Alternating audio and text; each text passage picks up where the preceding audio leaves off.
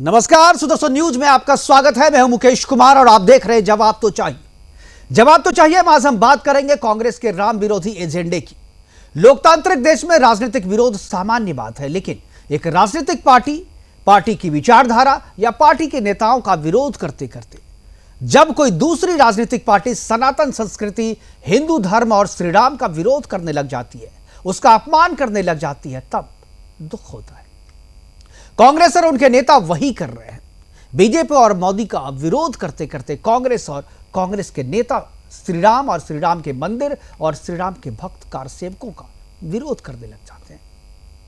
राम मंदिर के बनने की खींच कारसेवकों और श्रीराम पर उतारने लगते हैं। केवल कांग्रेस ही नहीं बल्कि पूरा इंडी गठबंधन ही मंदिर के निर्माण और रामलला की प्राण प्रतिष्ठा कार्यक्रम का अपने अपने तरीके से विरोध करने लगे हैं। कर्नाटक कांग्रेस के वरिष्ठ नेता और पूर्व मंत्री आंजनेय ने श्रीराम की तुलना कर्नाटक के मुख्यमंत्री सिद्धारमैया से कर दी। अपने मुख्यमंत्री को राम कहने के साथ साथ आंजनेय ने अयोध्या के राम को बीजेपी का राम भी बता दिया। अयोध्या में श्री राम मंदिर के प्राण प्रतिष्ठा कार्यक्रम को बीजेपी का कार्यक्रम बताते हुए कांग्रेस नेता ने बीजेपी पर राम नाम की राजनीति करने का आरोप भी लगाया और कहा कि बीजेपी वोट के लिए श्रीराम के नाम का इस्तेमाल कर रही है। अपने नेता को राम कहने वाले और अपने गांव के राम मंदिर में पूजा की बात करने वाले आंजनेय के पास इस बात का कोई जवाब नहीं था कि यदि वो और उनकी सरकार राम को इतना सम्मान देते हैं, राम के नाम पर राजनीति करने को सही नहीं मानते, तो फिर कार सेवक श्रीकांत पुजारी को जेल क्यों भेजा गया? बाबरी विध्वंस के 30 साल बाद कार सेवकों पर कार्रवाई कर्नाटक सरकार अपने राम को खुश करने के लिए चाहते हैं या रमजान को, यह सब जानते हैं। इतना तो तय है कि अयोध्या में श्री राम मंदिर का निर्माण इंडी गठबंधन को खटक रहा है। स्टालिन हो, ए राजा हो या हो समाजवादी पार्टी का सांसद बर्क, जब बात मंदिर के विरोध की आती है तो सभी के सुर कांग्रेस के सुर में मिल जाते हैं। कभी श्री राम के अस्तित्व पर सवाल उठाने वाली कांग्रेस आज श्री राम की तुलना अपने मुख्यमंत्री से कर रही है। यह तुलना केवल श्री राम का अपमान ही नहीं बल्कि कांग्रेस की राजनीतिक खींच को भी दर्शाती है। 500 वर्षों के संघर्ष को अंजाम तक पहुंचाने वाले कि भले ही पूरे हिंदुस्तान और सनातन समाज के लिए गर्व की बात हो, लेकिन कांग्रेसियों और इंडी गठबंधन को इसमें भी राजनीति करनी है। श्री राम के नाम पर समाज में दंगा फसाद कराना, नफरत की दीवार खड़ी करना कांग्रेस का उद्देश्य है। आंजनेय का बयान कोई पहला या आखिरी बयान नहीं है। लोकसभा चुनाव के खत्म होने तक इस तरीके के बयान आते रहेंगे और आगे भी हम इस तरीके के बयानों पर चर्चा भी करते रहेंगे। आज हम अपने प्रोग्राम में चर्चा करेंगे कि क्या कांग्रेस कभी राम विरोध की राजनीति से बाज आएगी? क्या श्री राम का अपमान करना ही कांग्रेस के पतन का कारण है? क्या कार सेवकों की गिरफ्तारी कर कर्नाटक सरकार देश को संदेश क्या देना चाहती है? क्या कार सेवकों की गिरफ्तारी और श्री राम की तुलना मुख्यमंत्री सिद्धारमैया से करना तुष्टीकरण की राजनीति की पराकाष्ठा है? करेंगे चर्चा, और चर्चा के लिए हमारे साथ कुछ मेहमान होंगे, उनसे भी आपका परिचय करवाएंगे। लेकिन पहले एक छोटी सी रिपोर्ट देखते हैं, कुछ प्रतिक्रियाओं को भी सुनते हैं और उसके बाद चर्चा की शुरुआत करते हैं।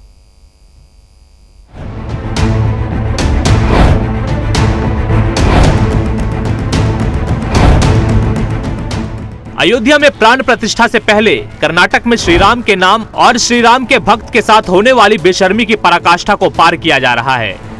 श्रीराम जन्मभूमि को लेकर हमेशा से बैकफुट पर खेलने वाली कांग्रेस जब वर्तमान समय में अयोध्या में बन रही राम मंदिर संबंधी बातों से घिर रही है तो अपने आप को बचाने के चक्कर में नए नए पैंतरे आजमा रही है। कभी कर्नाटक के मुख्यमंत्री को ही कांग्रेसी द्वारा श्रीराम बताया जाता है तो कभी अयोध्या में हुए कार सेवा में शामिल कार सेवकों पर गिरफ्तारी की गाज गिराई जाती है। आपको बता दें, कर्नाटक के पूर्व मंत्री और कांग्रेस नेता होलालकेरे आंजनेय ने मुख्यमंत्री सिद्धारमैया की तुलना भगवान राम से कर दी है। महानुभाव को ऐसा बयान तब देना पड़ गया जब पत्रकारों ने सिद्धारमैया को प्राण प्रतिष्ठा के निमंत्रण न मिलने पर सवाल पूछ लिया। ऐसे में होलालकेरे आंजनेय को ना आव दिखा ना ताव। मर्यादा बचानी थी तो श्रीराम की मान मर्यादा को भी ख्याल न रखी गई। ಅವರೇ ರಾಮ, ಸ್ವತಃ ಸಿದ್ದರಾಮಯ್ಯನೇ ರಾಮ. ಆ ರಾಮಗೆ ಹೋಗಿ ಯಾಕೆ ಪೂಜೆ ಮಾಡಬೇಕು? ಅವ್ರ ಊರಿನಲ್ಲೇ ರಾಮ ಮಂದಿರ ಇದೆ, ಅಲ್ಲಿ ಹೋಗಿ ಪೂಜೆ ಮಾಡ್ತಾರೆ ಅಲ್ವಾ? ಅಲ್ಲಿ ಯಾಕೆ ಹೋಗ್ಬೇಕು? ಅವರು ಬಿಜೆಪಿ ರಾಮ, ಅದು ಬಿಜೆಪಿ ಅವ್ರನ್ನ ಇವ್ರನ್ನ ಕಳಿಸ್ಕೊಂಡು ಭಜನೆ ಮಾಡ್ತಾರೆ. ಮಾಡ್ಕೊಳ್ಳಿ, ನಮಗೇನಂತೆ? ನಮ್ಮ ರಾಮ ಎಲ್ಲ ಕಡೆಗೆ ಇದ್ದಾನೆ, ನಮ್ಮ ರಾಮ ಎದೆಯಲ್ಲೇ ಇದ್ದಾನೆ. जब अयोध्या भव्य तरीके से प्राण प्रतिष्ठा की तैयारी में है, तो कार सेवकों की गिरफ्तारी से पूरे देश के साधु संत और तमाम राम भक्त कर्नाटक सरकार के इस रवैये से खासे नाराज हैं। ऐसे में जहां राम भक्तों द्वारा सिद्धारमैया को कटघरे में ला खड़ा किया है, तो वहीं कर्नाटक के मुख्यमंत्री ने अपना पल्ला झाड़ते हुए इसे कोर्ट का फैसला करार दे दिया। कर्नाटक मतलब होता है कर्नाटक, जो नाटक करे, कर नाटक। अब 30 साल के बाद लोग नाटक कर रहे हैं। 30 साल के पहले कहाँ बैठे थे? सोए ही थे, न्यायालय सोया हुआ था। हमारे 72 साल के पुजारियों को अरेस्ट कर रहे हैं वो 30 साल के बाद। उनसे मेरा ये प्रार्थना है कि आप बाधा मत डालिए। राम जन्मभूमि में राम की प्राण प्रतिष्ठा हो रही है, आप बाधा मत डालिए, क्योंकि ये राम का मंदिर नहीं, ये राष्ट्र का मंदिर बन रहा है। सनातन को लेकर हमेशा से अपनी आवाज बुलंद रखने वाले बीजेपी के फायर ब्रांड नेता गिरिराज सिंह ने भी सिद्धारमैया पर जमकर ठिकरा फोड़ा। गिरिराज सिंह ने तो इसे विनाशकाले विपरीत बुद्धि तक करार दे दिया। सिद्धारमैया जी विनाश काले विपरीत बुद्धि। आप हिंदुओं को तबाह करना चाहते हैं, राम भक्तों को। अगर आपने ये गलती की तो आने वाले लोकसभा के चुनाव में हिंदुओं भी एकजुट होकर के 0/0 कर देगा।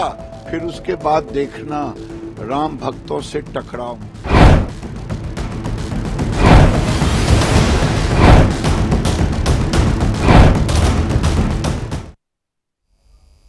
तो अपने मुख्यमंत्री की तुलना श्री राम से करने वाले पूर्व मंत्री और कांग्रेस के वरिष्ठ नेता आंजनेय ने कहा है कि राम जो है वो अयोध्या के राम बीजेपी की राम है, हमारे राम नहीं है, कांग्रेस के राम नहीं है। अलग अलग तरीके से बहुत सारे नेताओं ने इसी तरीके की बात कही है। और जैसे जैसे मंदिर के में प्राण प्रतिष्ठा की तारीख नजदीक आते जा रही है, वैसे वैसे विरोध भी बढ़ता जा रहा है। करेंगे चर्चा को आगे बढ़ाने के लिए हमारे साथ कुछ मेहमान जुड़ गए हैं। आपसे परिचय करा दूं, विजय कौशिक जी हैं, कांग्रेस के नेता हैं। HS रावत हिंदुवादी नेता हैं। आसिफ हुसैन मुस्लिम स्कॉलर हैं। मधुमुकुल त्रिपाठी जो है वो अधिवक्ता है सुप्रीम कोर्ट के। करेंगे चर्चा की शुरुआत, और चर्चा की शुरुआत मैं कांग्रेस के नेता विजय कौशिक जी से करना चाहूँगा। विजय जी, जिस तरीके से चर्चा चल रही है, जिस तरीके से राम मंदिर के निर्माण की बात हो रही है, जिस तरीके से प्राण प्रतिष्ठा की बात हो रही है, तारीख जैसे जैसे नज़दीक आते जा रहे हैं, वैसे वैसे कांग्रेसियों का विरोध भी बढ़ता जा रहा है। आखिर राम का विरोध कांग्रेस क्यों कर रही है, और क्यों ऐसा लगता है कांग्रेस को कि ये बीजेपी के राम है, ये देश के राम नहीं है, ये उनके राम नहीं है? राम तो सबके हैं। तो फिर आपको क्यों लगता है कि अयोध्या में जो राम की प्राण प्रतिष्ठा हो रही है वो आपका राम नहीं है, वो हमारा राम नहीं है, वो बीजेपी का राम है? क्यों ऐसा लगता है? देखिए, सबसे पहली बात तो ना तो कांग्रेस पार्टी ने भगवान श्री राम का विरोध न किया है, और न भगवान श्री राम के नाम पर अगर भारतीय जनता पार्टी देश की जनता को दुखों की दलदल में फेंकेगी और उस कीचड़ में कमल उगाने की कोशिश करेगी, तो उसका विरोध हम करते रहे हैं और करते रहेंगे। आज देश के जो हालात हैं वो सभी के सामने हैं। जहां तक कर्नाटक में हमारे किसी नेता द्वारा सिद्धारमैया को राम बताना ठीक वैसा है जैसे मोदी जी के अंधभक्त मोदी जी को भगवान विष्णु का अवतार बताते हैं, या उनके बारे में और कोई नई नई कहानियां गढ़ते दिखाई देते हैं, तो किसी के निजी बयान के लिए कांग्रेस पार्टी कतई जिम्मेवार नहीं है। और मैं ये भी जानकर हैरान हूं कि आपके द्वारा कहा जा रहा है कि भी कार सेवकों को बाबरी मस्जिद विध्वंस के लिए गिरफ्तार किया जा रहा है। तो मैं तो हैरान हूं, क्योंकि बाबरी ध्वंस, और मैं तो ये कहता हूँ वो ढांचा अपने आप ही टूट गया था, जर्जर ढांचा था। तो उसका अगर मुकदमा दर्ज होना भी था या हुआ था तो वो यूपी में हुआ होगा, तो उसमें कर्नाटक सरकार किसी भी एंगल से कोई कार्रवाई कर ही नहीं सकती। तो मेरा तो आपसे अनुरोध है कि अगर बाबरी ध्वंस के लिए अगर कोई मुकदमा कर्नाटक में दर्ज हुआ है और उसके आधार पर गिरफ्तारी की जा रही है अपनी 20-30 साल पुरानी घटना को लेकर, तो भाई आप उसे देश के सामने बेनकाब कीजिए। निश्चित तौर पर फिर उन परिस्थितियों में कांग्रेस पार्टी सिद्धारमैया सरकार से भी जवाब मांगेगी, क्योंकि जो उनका ना कार्य क्षेत्र है ना लेना देना है, उस मामले में वो कैसे कार्यवाही कर सकते हैं। रही बात ये 2-4 चमचे हर जगह होते हैं, सिद्धारमैया जी को भी चमचा मिला हुआ है जो उनमें राम देख रहा है। तो पहले तो ये कंफर्म करना चाहिए क्या सिद्धारमैया जी की धर्मपत्नी उनके साथ हैं या सिद्धारमैया ने वनवास दे दिया, क्योंकि राम बनने के लिए तो बहुत सारे काम करने पड़ते हैं ना। तो क्या सिद्धारमैया जी जनता के लिए मुझे तो लग रहा है कि आप पता नहीं आप कांग्रेस के नेता है या बागी हो गए हैं या कांग्रेस से बाहर के, कि जो लाइन बोल रहे हैं आप, वो लाइन तो कांग्रेस की है नहीं कौशिक जी। नहीं, कांग्रेस की क्या लाइन है? ये तो वो तो पूर्व नेता आपके नेता है, आपके नेता है भाई, वो मंत्री हैं। अरे वो मंत्री हैं भाई साहब, आप कैसे, आप आंजनेय को आप कैसे इनकार कर सकते हैं? वरिष्ठ कांग्रेसी नेता है, पूर्व मंत्री हैं, और निजी बयान है तो मुख्यमंत्री कहे ना जी ये इनका निजी बयान है। मुख्य आपकी पार्टी निकाल दे पार्टी से उनको, अगर उनका निजी बयान है और उससे देश की राजनीति और देश में दंगा फैलने की स्थिति पैदा हो रही है, तो आप नहीं आप भगवान विष्णु का रूप बताते हैं। अरे बताते हैं, जो बताते हैं वो उनका मामला, वो कांग्रेस के अगर किसी भी बीजेपी के किसी भी वरिष्ठ नेता ने या किसी भी आधिकारिक मंच से ये चीज नहीं कहा गया, ये आपका आरोप है। वो कार्यकर्ता उनको मानते हैं तो मानते हैं, लेकिन वो कार्यकर्ता नहीं है। वो दिखाइए, वो एफआईआर है ना भाई साहब, वो तो एफआईआर 30 साल पुरानी, वो जेल में चला गया। आपके मुख्यमंत्री का बयान उस पे आ गया, आपके मुख्यमंत्री का बयान उस पे आ गया, और आप कह रहे हैं कि कोई बयान ही नहीं है। आपके मुख्यमंत्री ने कहा कि वो आपराधिक मामला है, बाबरी विध्वंस, मामला होगा। हाँ आपराधिक मामला, उस कार सेवक के ऊपर कोई और मामला रहा होगा, या बाबरी ध्वंस का मामला कर्नाटक में दर्ज हुआ था, ये मुझे बता दीजिए। वो मामला वहां भी दर्ज हुआ था, शिकायत वहां भी थी, और उसको वहां पर उसी मामले में किया गया था। ऐसा तकनीकी रूप से क्या हो सकता है? अधिवक्ता हमारे साथ बैठे हुए हैं, मधु मुकुल त्रिपाठी जी। मधु जी बताए, मैं पूछ लेता हूं उनसे, मैं आपकी ये आशंका भी दूर किए देता हूं।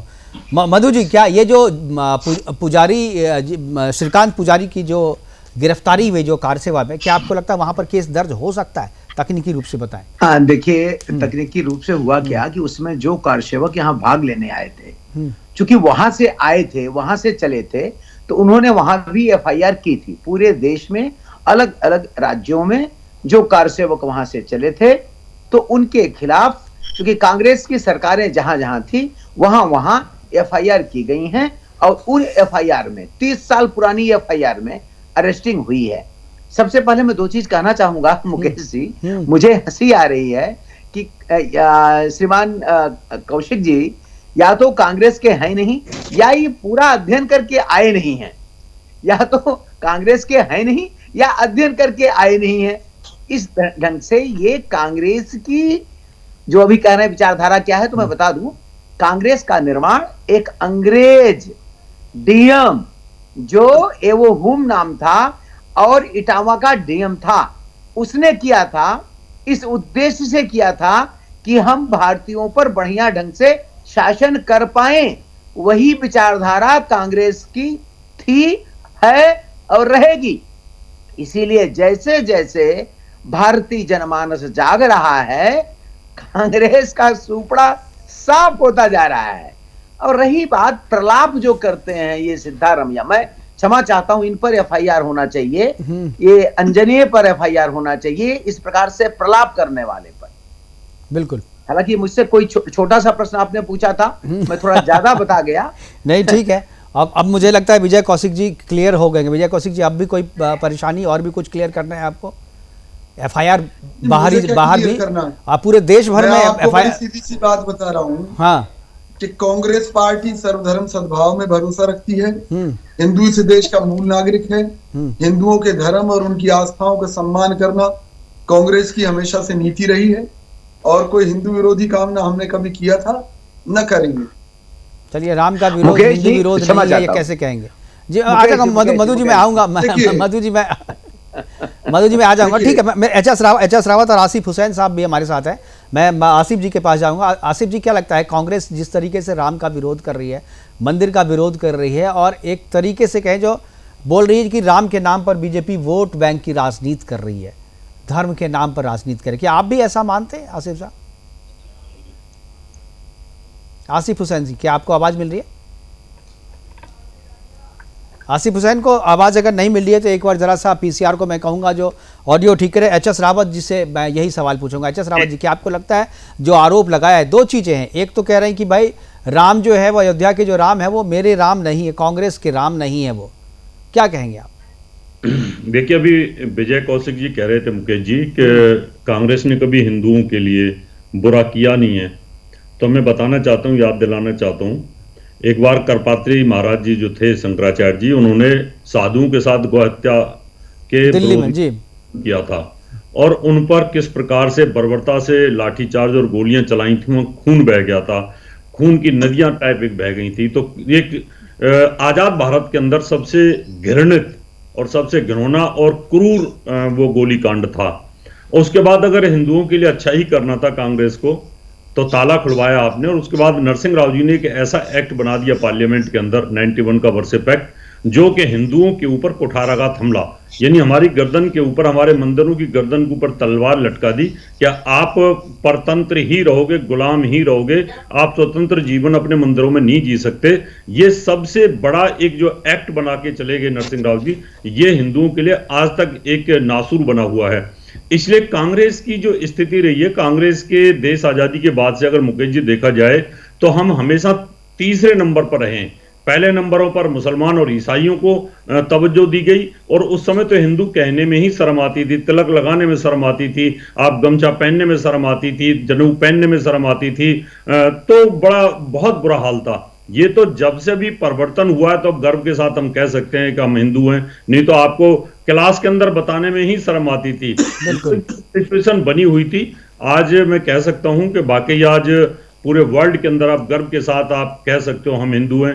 हम दुबई भी जाते हैं, कहीं बाहर भी जाते हैं, तो हम इन्हीं भगवे कपड़ों में जाते हैं, तो लोग आज बड़े ध्यान के साथ हमसे पूछते हैं, फोटो भी खिंचवाते हैं। नहीं तो भगवा कपड़ा पहनना ही एक तरह से अपराध हो गया था एक जमाने में। तो विजय कौशिक जी तो वैसे बड़े विद्वान आदमी हैं, नॉलेज भी है उनको, लेकिन जो गलतियां हुई हैं उनको तो एक्सेप्ट कर लेना चाहिए। बिल्कुल, थोड़ा सा विजय जी के पास जाएंगे। मुझे भी थोड़ा सा लग रहा है कंफ्यूज हैं विजय जी, तो क्या कहेंगे, मैं विजय जी के पास एक बार दोबारा जाऊंगा। आसिफ हुसैन साहब, आवाज़ आ रही है आपको? आसिफ हुसैन साहब, क्या आवाज़ मिल रही है आपको?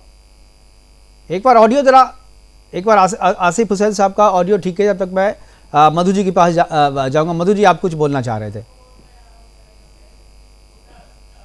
अरे मधु जी की आवाज़ भी नहीं आ रही, एक बार अब मेरी आवाज आ रही है? हाँ, अब आ रही है जी।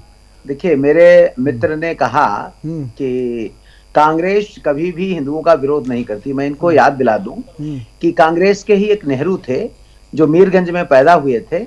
उन्होंने सबसे पहला विरोध किया था हिंदू लॉ का, हिंदू कोड बिल ला करके, जिसका विरोध उसको लाए थे, जिसका विरोध डॉक्टर राजेंद्र प्रसाद, भीमराव अंबेडकर, सरदार पटेल ने किया था। फिर इनको बता दूं कि वही नेहरू थे जिन्होंने सरदार पटेल को मजबूर कर दिया था, यहां तक कि उनकी मृत्यु के बाद कोई सम्मान नहीं दिया था। फिर इनको और बता दूं, डॉक्टर राजेंद्र प्रसाद को पूरी ताकत लगा दी थी कि सोमनाथ मंदिर के इनॉग्रेशन में न जाएं, उसके उद्घाटन में न जाएं, उसके प्राण प्रतिष्ठा में न जाएं, और जाने का दंड ये मिला कि उनकी मृत्यु के बाद उनको नेतृत्व में खो जाना पड़ा। मैं इनको यह बता दूं कि इंदिरा गांधी जब उसको जीतना था तो इंदिरा जी गई, स्वामी करपात्री जी के चरणों में गिर गई और वादा किया कि मैं गौ हत्या यानी गौ वध निषेध कर दूंगी। लेकिन जब स्वामी करपात्री जी ने की बात नहीं मानी, उन्होंने कहा हम आंदोलन करेंगे, तो इसी पार्लियामेंट के पास गोलियां चलवा दी थी। लगभग 80 साधु मार दिए गए थे। मैं इनको यह बता दूं कि प्लेसेस ऑफ वर्शिप एक्ट 1991 में इन्हीं की सरकार लाई थी। मैं इनको यह बता दूं कि हिंदू टेररिज्म का जैसा, हिंदू आतंकवाद का जो था ही नहीं, उसका एक नया वर्ड कॉइन किया, नया वर्ड कॉइन कर दिया था। बिल्कुल, नया वर्ड दिया कांग्रेस ने किया था। मैं इनको यह बता दूं कि इनका एक पप्पू है जो दुनिया भर में घूमकर केवल हिंदू धर्म का अपमान करता है। मैं इनको यह बता दूं कि सिद्धारमैया जैसा पागल व्यक्ति, मैं क्षमा चाहता हूं, जिम्मेदारी के साथ कह रहा हूं, वो चुन चुन कर कार सेवकों को झूठे सच्चे केसों में बंद करवा रहा है, मंदिर में नहीं जा रहा है।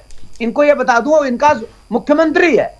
तो ये न कहें कि ये देश को गुलाम रखने की मानसिकता वाले कांग्रेसी जो एवं की नाजायज औलाद हैं, जी वो जी, हिंदुओं का कभी पक्ष लिया। बिल्कुल। अब आसिफ साहब को आवाज जा रही है। आसिफ हुसैन साहब, क्या आपको आवाज मिल रही है? आसिफ हुसैन, क्या आवाज मिल रही है आपको? जी अब मिल रही है जी, आपकी मैं आवाज। आपसे पूछ रहा कर्नाटक सरकार के जो पूर्व मंत्री हैं, उन्होंने जो बात कही वो आपको पता चली होगी, जो हमने भी बताया, रिपोर्ट भी दिखाई थी। मैं उस पर आपकी प्रतिक्रिया चाहूँगा। और एक चीज़ और मैं जानना चाहूँगा कि कार सेवकों की गिरफ्तारी हो रही है, कांग्रेस करवा रही है अपने अपने स्टेट में जहाँ भी वो पावर में है।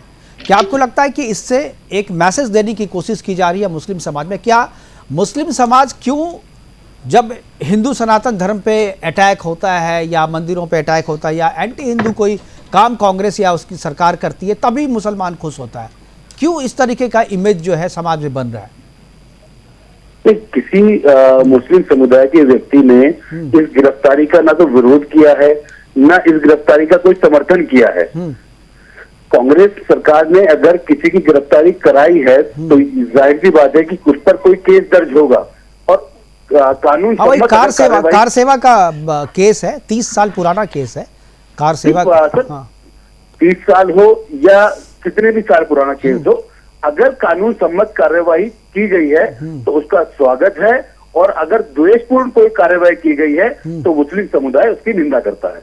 नहीं, ठीक है। देखिए, सवाल मेरा दूसरा है। सवाल मेरा यह है कि 30 साल के बाद मौका क्या है? मौका है राम मंदिर में प्राण प्रतिष्ठा, राम मंदिर का निर्माण पूर्ण हो रहा है और प्राण प्रतिष्ठा की जा रही है रामलला की वहाँ पे।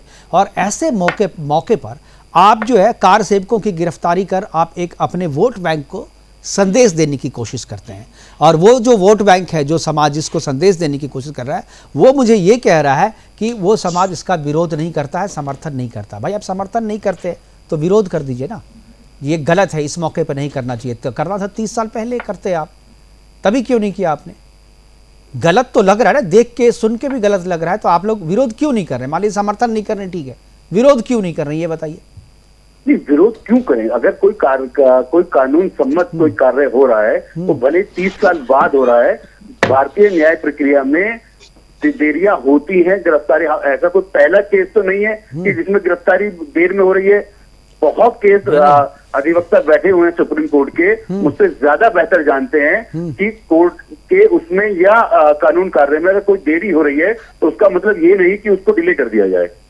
जस्टिस अगर डिले से भी आ रहा है तो जस्टिस तो होना चाहिए ना। नहीं, ठीक है, जस्टिस होना चाहिए, आप उसे करें। लेकिन ये जो समय है, जो संदेश देने की, राजनीति में कोई भी एक्शन जो है वो एक संदेश देने के लिए करते हैं। इससे सिद्धारमैया का कोई पर्सनल तो दुश्मनी है नहीं उस कार सेवक से, वो अपने वोट बैंक को संदेश देना चाहता है। तो मैं आपसे ये पूछ रहा हूँ कि मुस्लिम समाज जो कांग्रेस का वोट बैंक मानी जाती है तुष्टिकरण, वो इस बात में क्यों खुश होता है अगर किसी का मंदिर तोड़ दे, अगर सनातन के खिलाफ कोई कुछ बोल दे, राम का अपमान कर दे, तभी आप खुश क्यों होते हैं? मुकेश जी, कोई मुस्लिम धर्मावलंबी किसी के अपमान से या किसी भी धार्मिक उत्सव को तोड़ने से कभी खुश नहीं होता। फिर बात वो आ रही है कि मुसलमान कांग्रेस का वोट बैंक नहीं है। मुसलमानों की सबसे बड़ी आबादी हिंदुस्तान के अंदर, यूपी के अंदर है, और यूपी में आज कांग्रेस का क्या हाल है ये आप बेहतर जानते हैं। ठीक है, आप आज बिल्कुल सही कह रहे हैं। बीजेपी का भी वोटर है, आज मुसलमान समाजवादी पार्टी का भी वोटर है, आज मुसलमान जो कट्टर छवि वाली पार्टी शिवसेना थी, आज मुसलमान उसका भी वोटर है। तो ऐसा नहीं है कि यूपी में भी समाजवादी पार्टी के नेता राम का अपमान कर रहे हैं। समाजवादी पार्टी के नेता जो आप कह रहे हैं कि वो उसको हम वोट करते हैं, तो वो भी तो राम का अपमान ही कर रहे हैं, वो भी तो मंदिर का विरोध ही कर रहे हैं, और वो भी सनातनियों का विरोध करते हैं। आप लोग खुश होते हैं। अरे भाई, अगर सनातनियों का विरोध हो रहा है, अगर राम का विरोध हो रहा है, मंदिर का विरोध हो रहा है, तो आप उस पार्टी को खारिज क्यों नहीं करते? बोलते भाई, मुझे खुश करने के लिए किसी को तोड़ने की जरूरत नहीं है, किसी का अपमान करने की जरूरत नहीं है। नहीं, एक बार आप मुझे बताइए मुकेश जी कि इस वाले जो चुनाव हुए हैं या उससे पहले भी लोकसभा चुनाव हुए, उसमें एक बड़ा मैंडेट बीजेपी के विरुद्ध आया। तो क्या जिन लोगों ने बीजेपी के विरुद्ध वोट कास्ट किया है अपना, क्या वो राम के अपमान पे खुश हो रहे थे? देखिए, उसका राम मंदिर से वोटिंग का किसी भी राम मंदिर से या किसी के भी इस तरह के कार्य करने से न वोट बैंक को फर्क पड़ता है और ना मुसलमान अपीसमेंट की राजनीति हो सकता है आपको नहीं पड़ता हो, लेकिन कांग्रेस या जो इंडी गठबंधन के नेता कर तो वही रहे हैं ना। सर ये तो कांग्रेस के गठबंधन की नहीं, कांग्रेस नहीं, कर तो वही रहे। अब स्टालिन को सनातनियों को डेंगू मच्छर कहने की क्या जरूरत थी? इससे समाज का क्या फायदा होगा, क्या नुकसान होगा? ना तो मैं कांग्रेस का प्रवक्ता हूँ, ना मैं किसी और नहीं, लेकिन आपको खुश करने के लिए कह रहा, मैं इसीलिए पूछ रहा हूँ। मैं विजय जी से भी पूछूंगा। मैंने पहले कह दिया कि अगर बीजेपी गवर्नमेंट भी कोई स्कीम्स मुसलमानों के पक्ष में या अन्य लोगों के पक्ष में आती है, तो आज जो राजनीति है वो विकास की राजनीति है। देश के प्रधानमंत्री कहते हैं कि सबका साथ, सबका विश्वास, सबका विकास। हम उस पार्टी के साथ बहुत अच्छी बात है, बहुत अच्छी बात है। ठीक है विजय जी, क्यों कांग्रेस को यह लगता है कि जब तक राम का अपमान नहीं करेंगे, जब तक सनातनियों का अपमान नहीं करेंगे, तब तक जो है हमारा वोट बैंक खुश नहीं होगा, तब तक वो मेरा वोट बैंक मुझे वोट नहीं देगा? विजय जी देखिए मुकेश जी, मैं तो हैरान।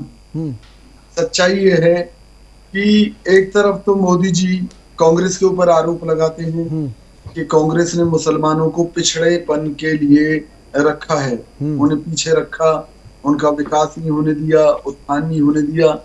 दूसरी तरफ वही भाजपा हम पर तुष्टीकरण का आरोप लगाती है। मैं अभी बता दूं, जो त्रिपाठी जी कह रहे थे कि कांग्रेसी जो है ह्यूम की नाजायज औलादे हैं, तो आजादी के बाद देश में कोई दूसरी पार्टी नहीं थी, सब कांग्रेसी थे।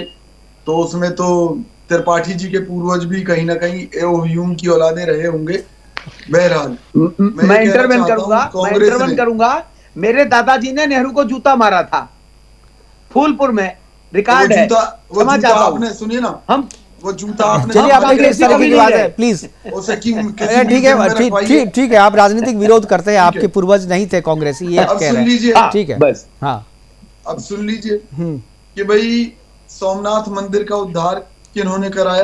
कांग्रेस के नेताओं ने कराया। श्री कृष्ण जन्मभूमि मंदिर में मंदिर का निर्माण किसने कराया? भाई साहब, ये अब सोमनाथ मंदिर वाली जो बात आपने कही है, कितना गलत है ये मेरी बच्चा जानता है। वो सोमनाथ मंदिर रिकॉर्ड पे है सर। सोमनाथ मंदिर का जीर्णोद्धार किसने कराया? सब रिकॉर्ड पे है, कांग्रेसियों का कोई हाथ नहीं था। सब रिकॉर्ड पर वहां के स्थानीय लोग, व्यापारी और जो धर्मार्थ कार्य कर रहे थे, उन लोगों ने करवाया। और उसके प्राण प्रतिष्ठा प्रोग्राम में राष्ट्रपति राजेंद्र प्रसाद जी को जाने के लिए मना कर दिया था नेहरू जी ने, रिकॉर्ड पे है, इतिहास में। और फिर भी वो गए थे। ये जो गजब, आप लोग को जानकारी नहीं है, आप कुछ भी बोल देते हैं। नहीं, पूरी जानकारी है। ठीक है, मैं रावत जी के पास जाऊंगा, हमारे पास समय की कमी है। देश के लिए जो किया है, नहीं समय की कमी है, देश के लिए समय की कमी है। रावत जी, क्यों ऐसा लगता है कांग्रेसियों का? कौशिक जी से पूछा, जवाब नहीं दिया।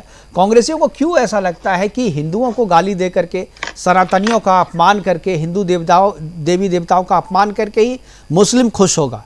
वैसा तो कोई कहते नहीं, लेकिन पार्टियां ऐसा करती हैं और वोट भी मिल जाता है ऐसा। देखिए मुकेश जी, ये सच है, ये पहले की बातें हैं, ये बातें पुरानी हो गई, अब आउटडेटेड हो गई हैं। एक जमाना था जब बहुत ज्यादा मीडिया नहीं था और सोशल मीडिया नहीं था। उस समय पूरा अखबारों के ऊपर और एक दूरदर्शन के ऊपर कहानी टिकी होती थी। तो उस समय हिंदुओं के साथ जो व्यवहार किया जाता था उससे मुसलमान खुश होते थे। उनको हज सब्सिडी दी जाती थी, उनके मदरसों को पूरा फंड मिलता था, और उनके बड़े बड़े मिनिस्टर होते थे, उनके राष्ट्रपति हुआ करते थे, उनके गृह मंत्री हुआ करते थे। तो यानी पूरी पावर जो थी उनके पास दे रखी थी, तो वो खुश थे। उनको लगता था कि हमारी आज वैल्यू है यहाँ पर बहुत ज्यादा। आज वो उनको ये लगता है कि वो स्थिति नहीं है। तो कांग्रेस को अपडेट होने की जरूरत थी, लेकिन कांग्रेस अपडेट नहीं हो पाई। अगर अपडेट हो गई होती और धीरे धीरे समय के हिसाब से परिवर्तन ले आती और हिंदुओं के साथ जुड़ जाती, हिंदुओं की मदद करती, भगवान राम के मंदिर में मदद करती, और साथ में उसी प्रकार से दोनों को पैरेलल लेके चलते, तो शायद हिंदू इनसे ना छिटकता। नहीं तो आप देखिए, एक जमाना ऐसा होता था कि पूरा ब्राह्मण वर्ण जो था, पूरा की पूरा ब्राह्मण उस समय इंदिरा गांधी और नेहरू के साथ होता था पूरे देश के अंदर। वो कोई भारतीय जनता पार्टी और जनसंघ के साथ नहीं होता था, लेकिन वो उसको मेंटेन नहीं कर पाए। उनको लगा कि भाई ठीक है सर, हमारे पास बार बार इशारा किया जा रहा है प्रोग्राम को खत्म करने का, कि प्रोग्राम का टाइम हो चुका है वाइंड अप करने का। हमारे साथ जुड़ने के लिए एच.एस. रावत जी आपका, मधु मुकुंद त्रिपाठी जी आपका, आसिफ हुसैन जी आपका, और विजय कौशिक जी आपका बहुत बहुत धन्यवाद। आप जुड़े और अपनी अपनी बातें हमारे साथ साझा की। लेकिन जो बात कर्नाटक से चली थी वो बात अभी खत्म नहीं होगी। जब तक मंदिर की प्राण प्रतिष्ठा नहीं हो जाती है और जब तक 2024 का चुनाव जो है वो पूरा नहीं हो जाता है तब तक इस तरीके के बयान आते रहेंगे और जो कांग्रेसी या जो इंडी गठबंधन के जो नेता है वो अपने वोट बैंक की खातिर कुछ भी कह सकते हैं, कुछ भी कर सकते हैं। अयोध्या में राम मंदिर का निर्माण पूर्ण होने वाला है, प्राण प्रतिष्ठा होनी है रामलला की, लेकिन कुछ लोग जो हैं वो इसमें भी अपनी राजनीतिक सोच निकाल रहे हैं, इसमें भी अपनी राजनीति खोज रहे हैं। फिलहाल अभी के लिए इतना ही, दीजिए इजाजत, नमस्कार।